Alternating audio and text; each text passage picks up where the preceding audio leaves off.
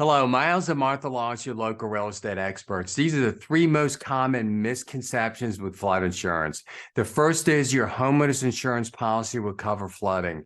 It does not. If you have a pipe that breaks inside your house and your house floods, yes, that would be covered by your homeowner's insurance policy. However, water comes from outside your house, inside your house, you're not covered. So flood insurance isn't something to get in addition to for extra coverage. It's something you get to cover you where you don't have coverage at all. You see the difference? So if you're in a flood zone, you actually do need to have flood insurance. The second misconception is if you're in a flood zone, that's the only time you require flood insurance. In actual fact, 25% of the flooding incidents occur when people are outside of flood zones. So you need to take a look at your area, talk to your insurance agent, and see if you may need flood insurance. If you're not in a flood zone, it'll be pretty inexpensive, but you need to have that conversation with your insurance agent.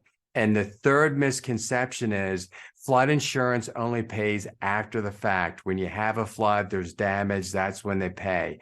That's not necessarily true. You can get coverage for paying for sandbags and preventative measures to keep your property from flooding. So they're the three misconceptions regarding flood insurance. If you have any questions or need to buy or sell real estate, reach out to the number below.